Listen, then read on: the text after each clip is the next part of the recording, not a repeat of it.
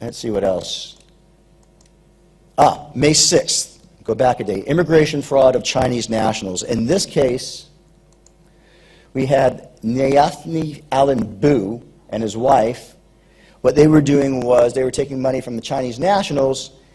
Okay, they haven't been convicted yet. They were allegedly taking money from Chinese nationals and promising them, you know, to improve their immigration status, getting them a green card, getting them work permits and whatnot, and they weren't doing it. They were just taking the money and figuring that their victims would not go to the police since they were here illegally. So the reason I was very interested in this case, and specifically Mr. Bu, is because of this. This gentleman here is my client, and he's charged with having a henchman beat up a third party. We'll call that person a victim. So he's charged with having somebody beat up a victim. The victim claimed that he gave my guy here, not mini-me, about, I guess it was $700,000 US to invest, and he got ripped off. That's what the claim was. The only reason my guy is implicated is because somebody said that my guy told the third guy to beat up the victim. Well, it turns out the person who claimed my guy set this up was Mr. Bu. So the case against my guy will probably go away because there's nobody who can really prove he did anything. Or maybe it's just great lawyering on my part, one or the other. Okay, May 7th. But again, that's international tie-in. And that's why I put that case in there, and it just was coincidental that I happened to be tangentially involved. That's another homegrown. We got beating up and robbing a young person. These are press releases in a week. We have somebody sentenced to 15 years to life in prison for killing her baby. That would be a second-degree murder. That describes how the baby was found. 19 days old, limp and pale in a bassinet. When you get a life sentence in California, that doesn't mean necessarily you'll be in prison for life. It means you can be in prison for life.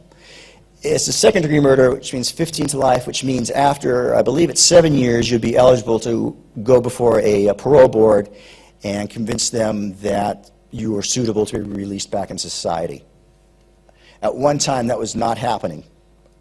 Pat Sakura, for whom I'm speaking, he was in a specialized unit in the DA's office where they would attend these parole hearings on life sentences and argue against people being released. It was, when I first started in the office, a relatively simple job because nobody was being released. Now times have changed and many people are being put back in the community.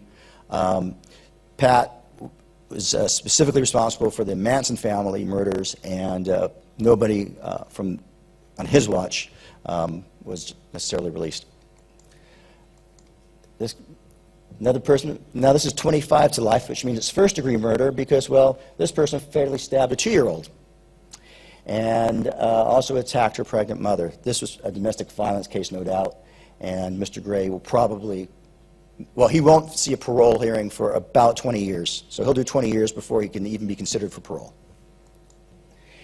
And also on May 8th, we have 60 years to life for another murder.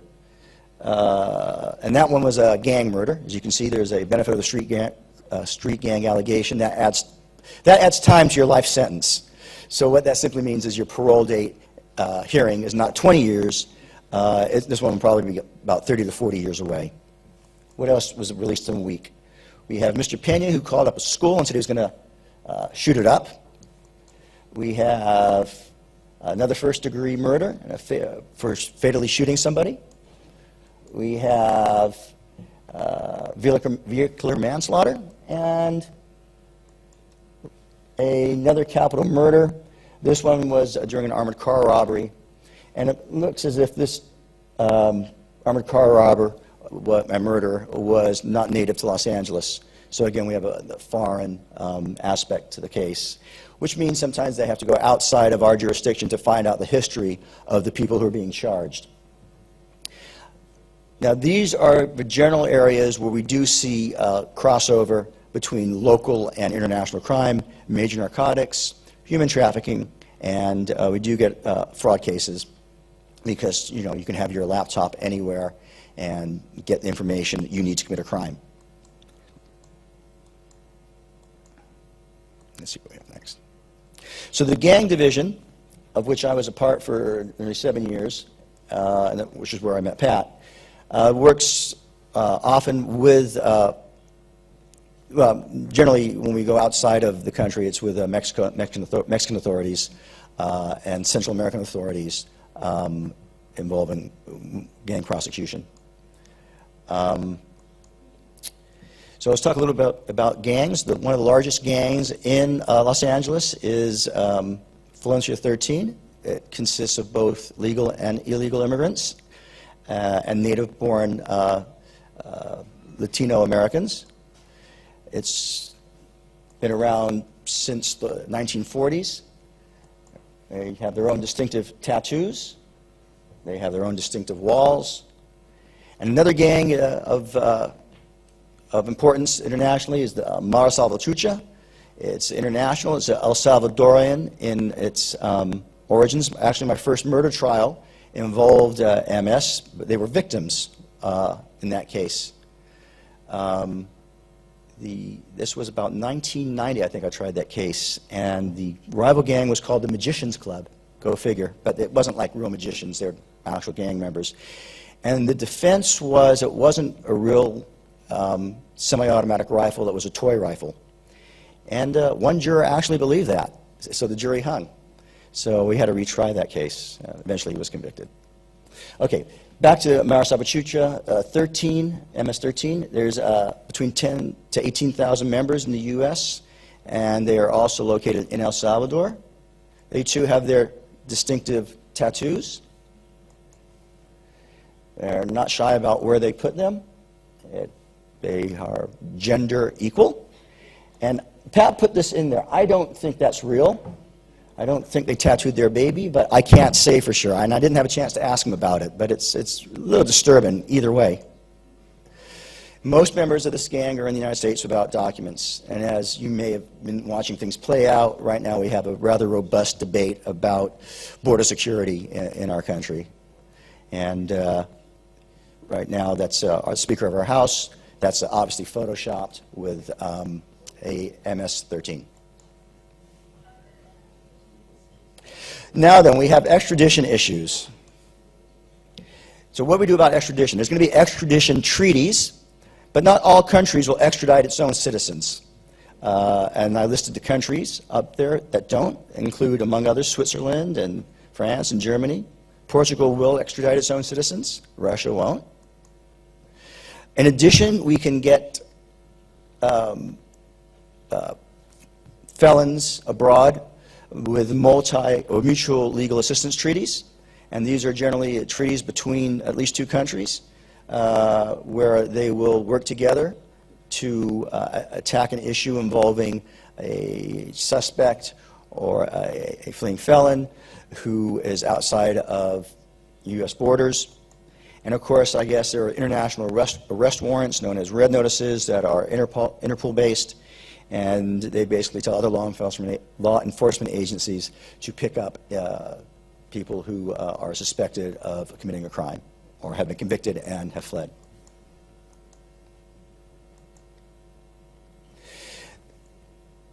Much of our, in LA County, extradition dealt with Mexico.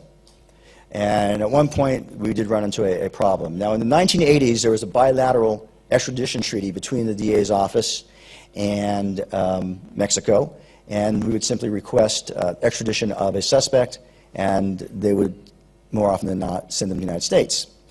But after 20 years, the Mexican Supreme Court ruled that Mexico cannot send its citizens to any country that does not have an determinate sentence. Right? So our life sentences in California and our death sentences in California meant that under Mexican law, murderers and others facing life sentences would not be sent to California or a lot of other places in the United States.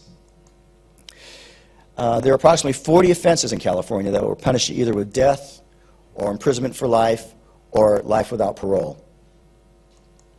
And since that 2001 ruling, over 3,000 suspected murderers had fled the United States to go to Mexico. So what to do?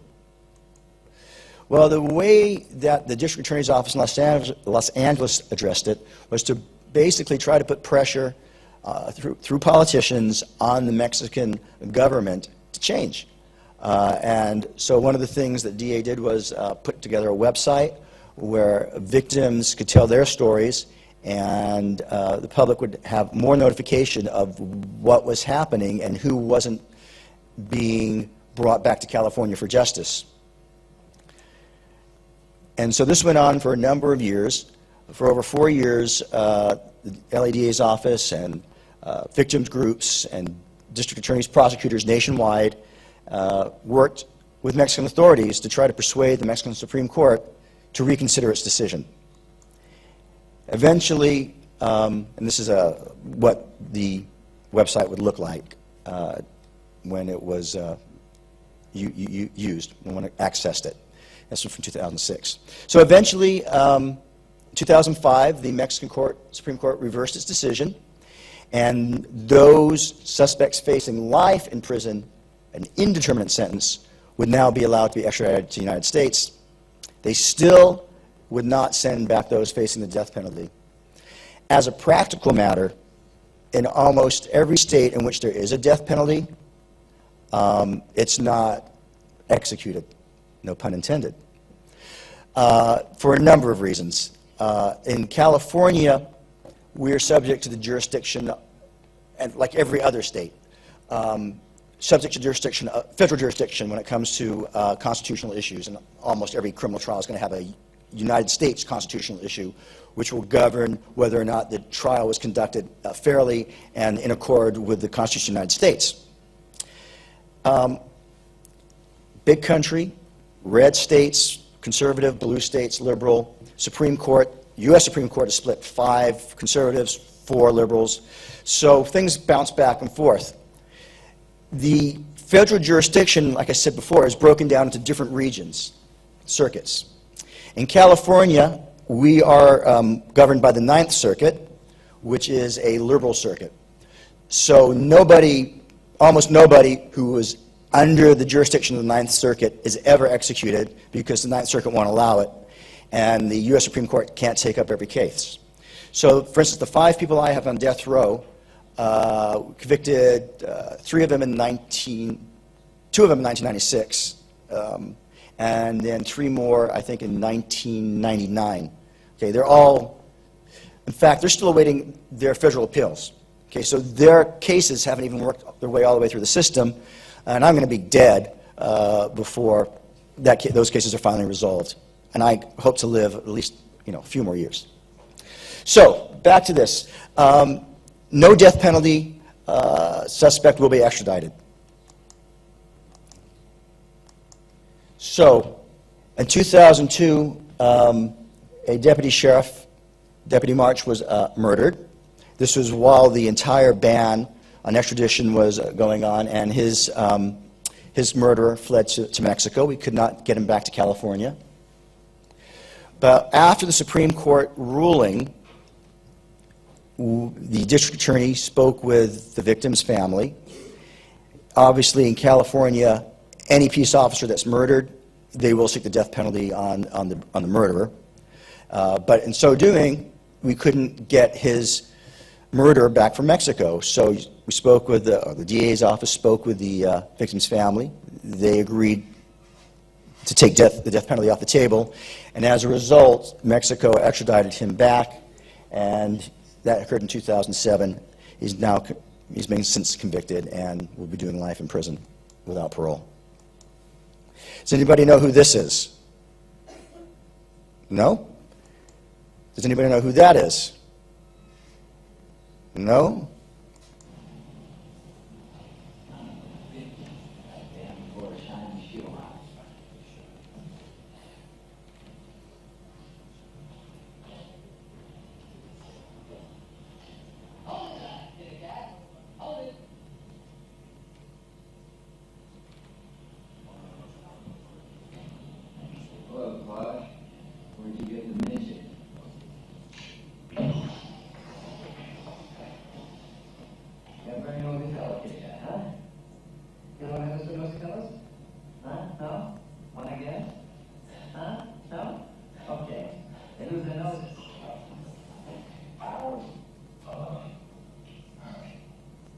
Yes, I read the whole thing.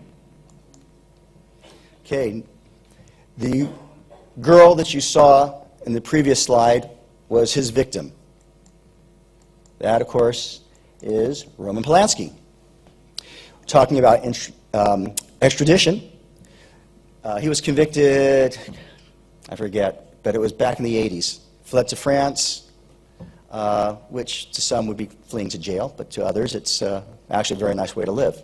I lived in Switzerland for 4 years, and I'd be very happy to spend the rest of my life there as opposed to spending any time in Los Angeles County Jail, and I do mean any time. So we were trying to get Polanski back. The LADA's office was trying to get Polanski back from Switzerland. He was picked up at an airport there, I think in Geneva, for a film festival. It wasn't Zurich, I think it was Geneva.